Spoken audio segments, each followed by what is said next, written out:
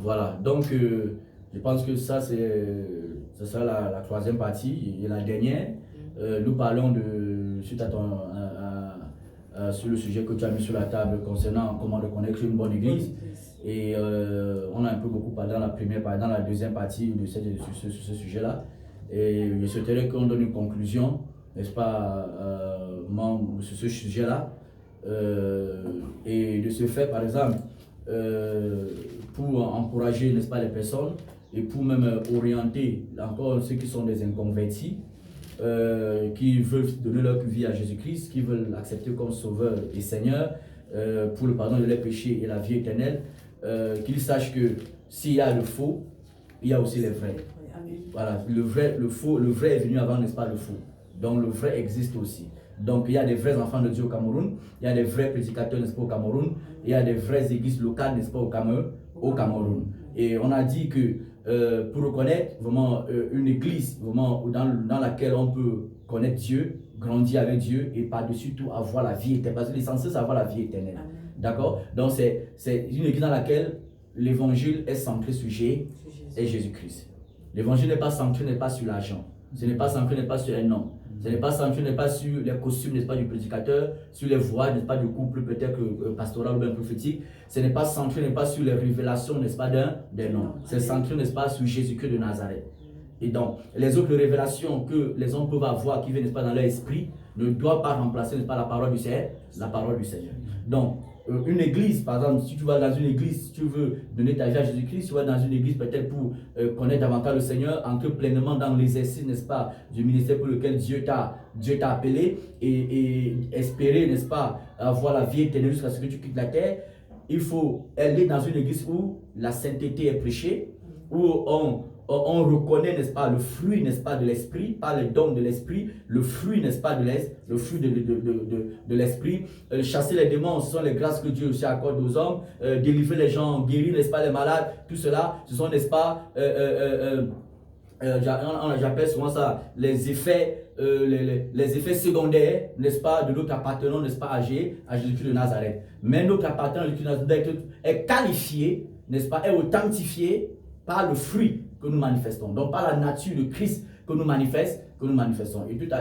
Et la sœur a donné, n'est-ce pas, a donné les fruits de l'esprit. On nous a partagé ça, l'amour, la bénignité, la foi, la bonté, la sainteté, la joie. Il nous a donné, n'est-ce pas, ces fruits-là. Et une église qui parle de l'argent, matin, midi, soir, quand même, n'est-ce pas, il prend les versets bibliques pour vous justifier que vous devez être puissamment riche, forcément.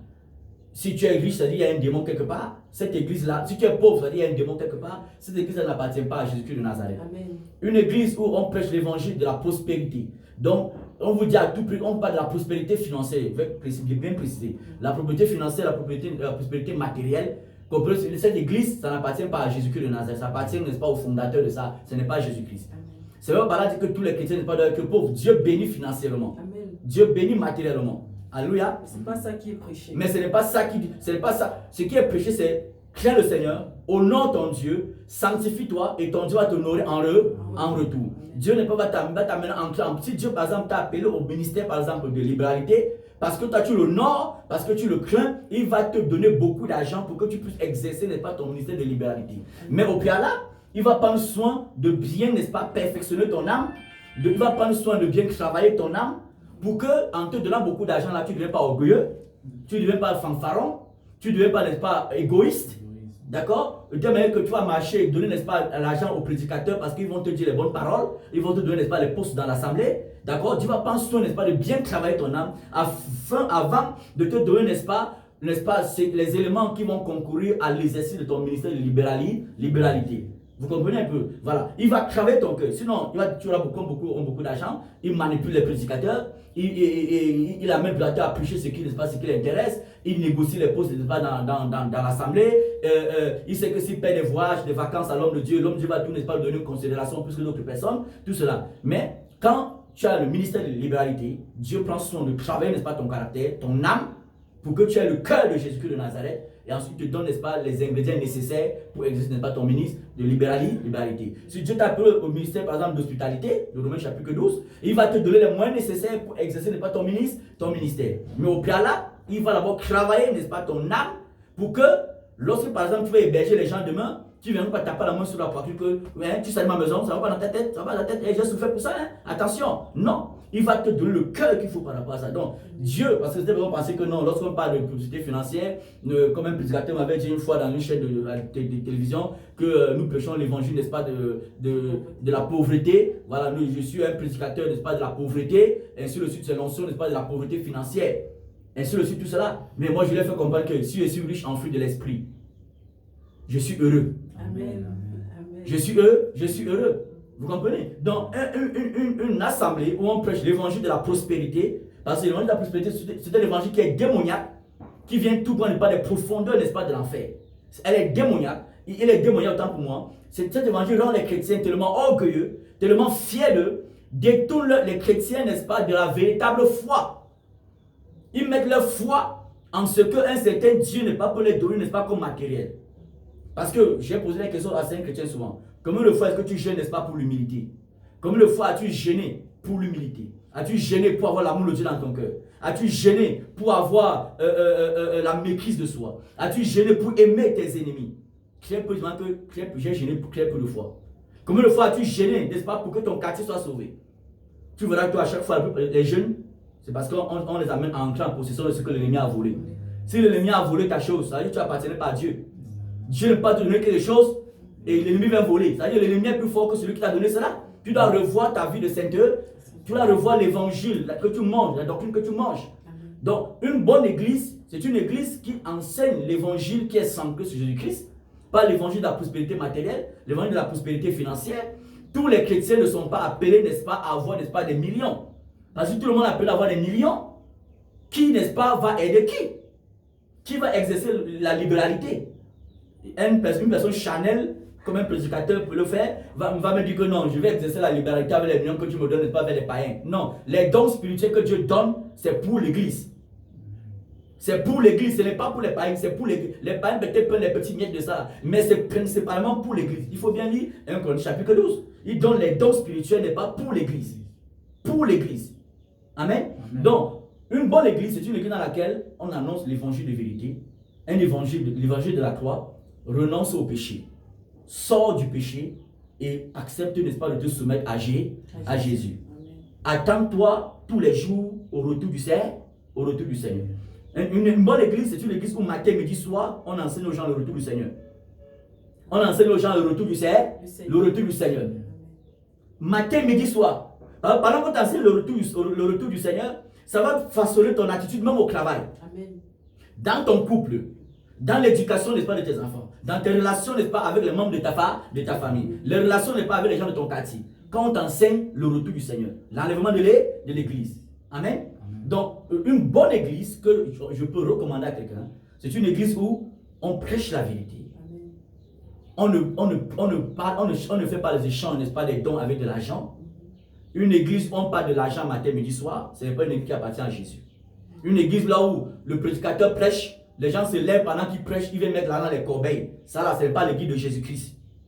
Ce n'est pas l'église de Jésus. Ça, c'est la starisation. C'est comme quand les gens, les Fali-Poupa font des concerts, les gens veulent mettre de l'argent. Donc ça là, ça n'a rien à voir avec Jésus-Christ de Nazareth. En aucun cas. Vous voyez qu'à chaque fois même que les gens veulent mettre de l'argent, c'est parce qu'on a libéré une révélation bitonienne qui va les amener peut-être à être puissamment riches, ou bien à triompher, n'est-ce pas, de leurs ennemis, ou bien à récupérer, n'est-ce pas, leur visa, ou bien à récupérer, n'est-ce pas, je ne sais pas, une soeur qu'ils vont épouser, mais un frère qu'elle va épouser.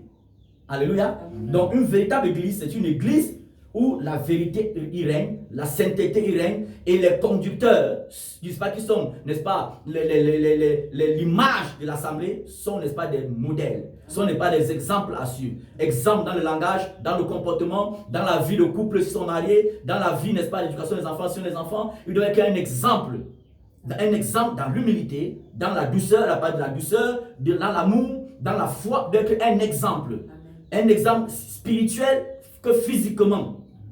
Alléluia. Une église où vous allez voir des prédicateurs qui s'habillent, ils serrent, n'est-ce pas, ses organes génitales.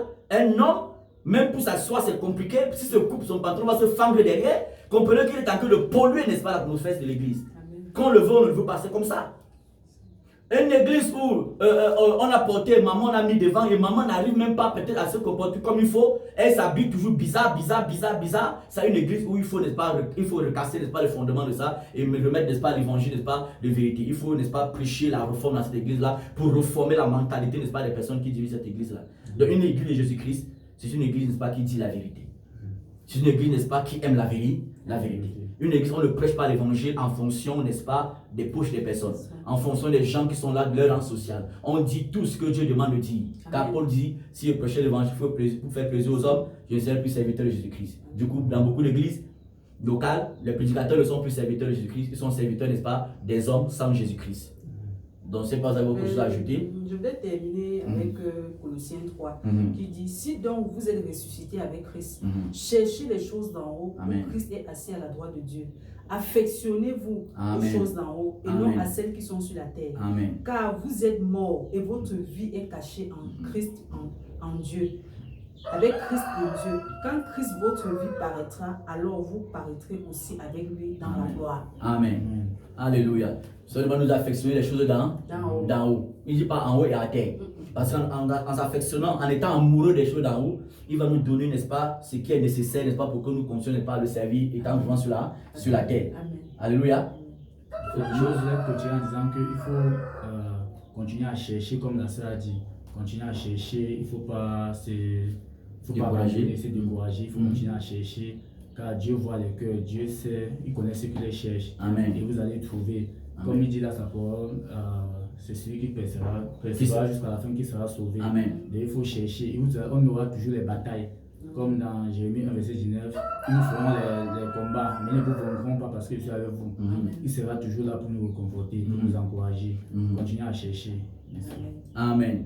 Donc il faut aimer la vérité, il faut annoncer la vérité, il faut rendre témoignage à la vérité.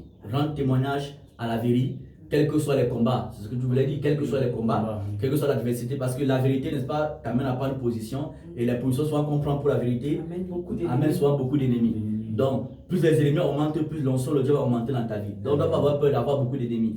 Plus il y a beaucoup d'ennemis, plus l'onction augmente. Donc, si quelqu'un veut beaucoup d'onction, n'est-ce pas, en tant qu'enfant de Dieu, il faut que, n'est-ce pas, qu'il aime la vérité. Il s'attache à la vérité, il s'attache, n'est-ce pas, à l'amour, n'est-ce pas, de Dieu, à l'amour pour la vérité et de la vérité. Amen. Alléluia. Amen. Donc voilà quelques conseils, je pense qu'on peut donner à ceux qui vont nous écouter. Certainement, on n'a pas été très exhaustif, mais ce qui nous est venu tout de suite à l'esprit de dire, c'est ce qu'on a pu apporter. Je pense qu'en écoutant cela, vous pouvez vous abonner, n'est-ce pas, à la chaîne YouTube. Vous allez constamment, n'est-ce pas, recevoir, n'est-ce pas, des alertes pour des nouvelles vidéos.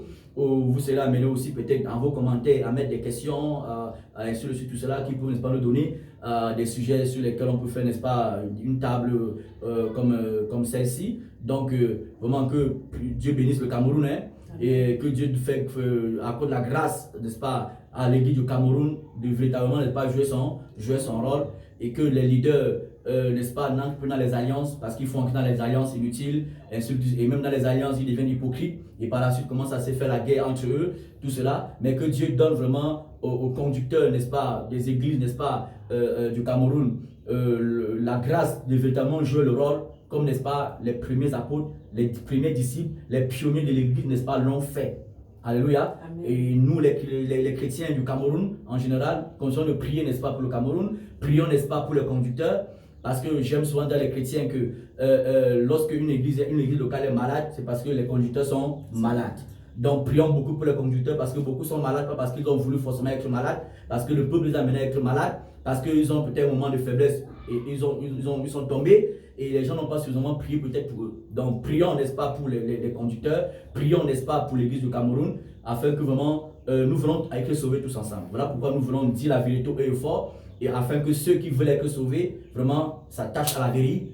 À la vérité, pas s'attacher à une dénomination, pas s'attacher à un homme de Dieu, pas s'attacher, n'est-ce pas, à une assemblée locale, mais s'attacher à la vérité. Donc que Dieu vous bénisse et encore, et qu'il nous garde tous. Alléluia. Amen. Voilà, dans le nom de Jésus, dans le nom de Jésus-Christ. Donc shalom à vous, dans le nom de Jésus. Shalom.